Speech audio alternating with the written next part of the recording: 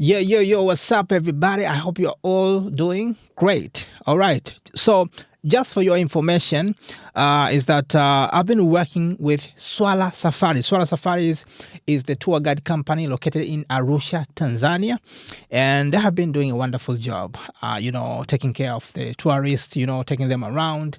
And according to the feedback, many tourists have been having a good time with Swala Safaris. I started working with them in April last year, and actually for the whole year I've been posting casually some content which meant to show you what's happening there.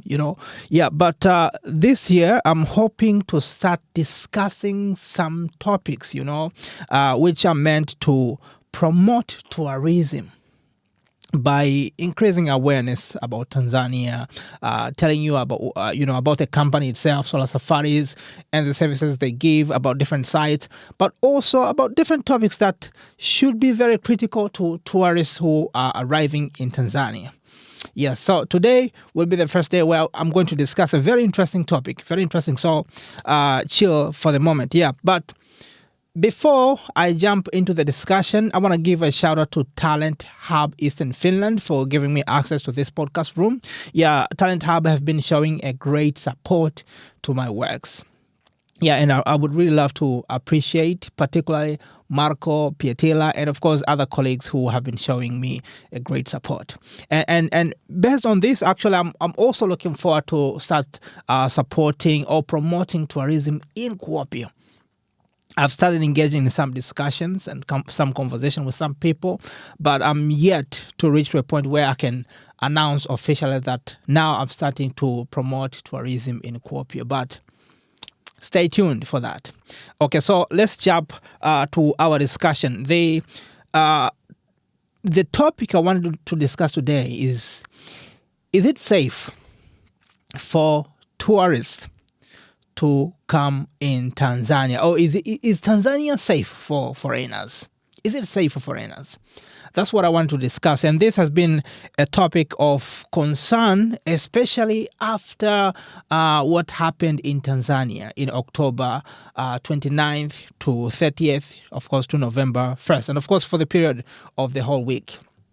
Yeah, I have some of my friends who are not Tanzanian, and they have been contacting me because they saw me posting about Tanzania, in the previous months, and they were asking me, "You are promoting tourism, but look what's happening in Tanzania. Is it really safe to come to Tanzania?" And that was really a tricky and tough question. Yeah, to be honest, and. For one reason or another, I even had to pause for a moment promoting, this tourism content in my page, at least to let the water settle down. Yeah, but now it feels somehow settled, and I said maybe now I should resume and discuss about these things. So I want to discuss today, is it really safe for foreigners in Tanzania? Well, is the answer I can give you. I do remember there has been some incidents where foreigners were targeted in Tanzania. And the big event I recall was the bombing that happened in the U.S. Embassy in Dar es Salaam. And I hear some people died. Some people died. I think, according to what I'm reading here, this is not a website or something. I just searched randomly on Google, and it said around 11 people died out of that bombing in U.S. Embassy in Tanzania. And apart from that, there has been another incident. So the bombing happened in 1998. Yeah, but for the another event happened in 2011. This was an explosion, ammunition depot. Yeah, and anyone died? Yeah, about 20 to 30 people died. I'm not really sure on this case that these people were foreigners or locals. But apart from these events, there has been other sorts of events which somehow, one way or another, may have affected foreigners. But mostly these events concern the natives, the Tanzanians themselves. So, for instance, the very recent event which happened last year in October, we all know that actually, during the election, there had been some demonstrations which were followed by, violence. I would say from both sides. Demonstrators, destroyed some of the property. But after that, we saw the reports that police were killing people, demonstrators plus other people in the neighborhood. And also we had the internet shut down through the whole region. And everybody who were in Tanzania at that time was affected in one way or another, including foreigners. Yeah, and even some warnings were given from some, embassies warning foreigners who were in the country that the country is now very much dangerous. Everybody get out. Yeah, so most of the events have been of that kind. They are concerning mostly the natives. They are not targeted to the foreigners. But in one way or another, foreigners are being affected. So only, I would say, events of such kind have been happening. Yeah, but I do not recall, apart from the bombing that happened in the U.S. Embassy, I do not recall any other event that strictly targeted foreigners. I do not recall such thing. Yeah, but on top of that, there has been some other reports. If you search on the internet, they would tell you that there is always a danger of people snatching the bags or attacking foreigners or raping some of foreigners. I also do not recall any incident. Maybe it has happened. But in my whole time in Tanzania, I've not heard a single case where a foreigner has had his or her bag snatched by a local or been raped by a local out of just people just coming and, attacking you like out of nowhere. I haven't heard any case of that kind, though it has been common in Kenya, Nairobi, I would say. There has been so many videos showing people in Nairobi snatching bags, snatching mobile phones. Whoever is using a mobile phone in the moving vehicle, somebody would come and snatch it. And of course, there has been also some incidents in Tanzania. But in Tanzania, they would do it to the locals, not to foreigners. To the locals most of the time.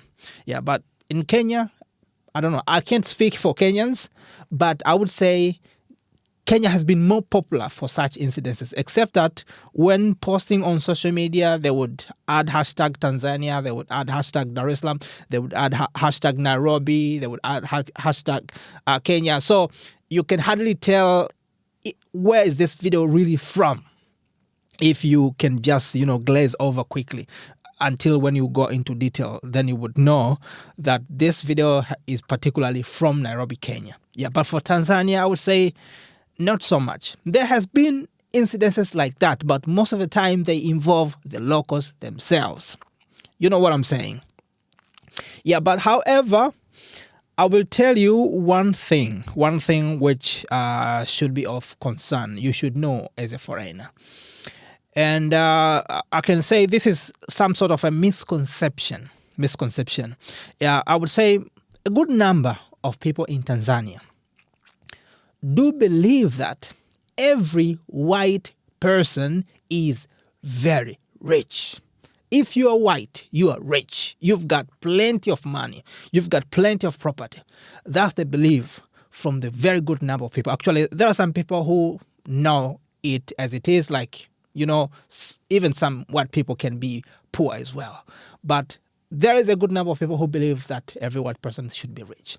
So based on that feeling, one of the things that may happen to you as a foreigner in Tanzania is that when you go shopping on your own, some people are likely to sell you things with the higher price. Like they usually, I'm going to give you examples in euros because I'm more used to euros. For example, one item may be sold for €1 to regular people. But because you are a white person, someone can sell it to you for €15. because you are a foreigner. You look different. You are rich. So you should be able to pay more for that. Yeah, so that's one of the things. But number two, I would say people will be asking you for money. People will be asking you for money. People will be telling you their problems because they know you are rich and you should be able to help them.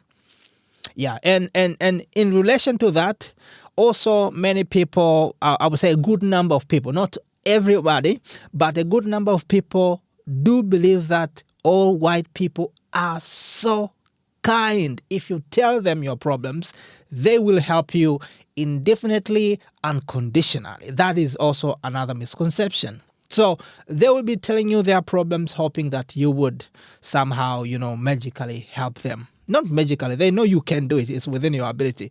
And they would help you to sort their problems. I would say that's the biggest thing. That's the biggest thing that you should be aware about. So to circumvent this issue, it is always advisable as a foreigner to have your local partner. If you're going to do some shopping, have somebody from there that you will be going with around, mostly because of that. Yeah, if you are used, of course, to the place, you can go on your own. I've seen a couple of white people who have already, getting used to the place, and they can now go around the streets on their own, and nothing happened to them. Yeah, nothing happened to them. Yeah, but if you are new, you don't know the prices, and you would want to be treated as fairly as the locals, you need to have a local partner with you when going out for shopping or something like that. Yeah, and I would say mostly it's all about that. Mostly it's about that. So if you would ask me, is it safe in Tanzania for foreigners? I would say it is very much so. It is very safe, except for those minor things. Yep, so that's it. That's it. And this is completely based on my personal, honest opinion. Yeah, so I may not be correct. Yeah, maybe someone else has experienced quite a different thing from the other side of Tanzania where I had not been. Yeah, but this is based on my personal experience, my personal observation, as much as I've been able to live in Tanzania. Yeah, so if you are a tourist and you would love to visit Tanzania, do not hesitate to let me know, and I would gladly connect you to Swala Safaris, and I can tell you, Swala Safaris will help you have your good time in Tanzania. So, see you soon. Bye-bye.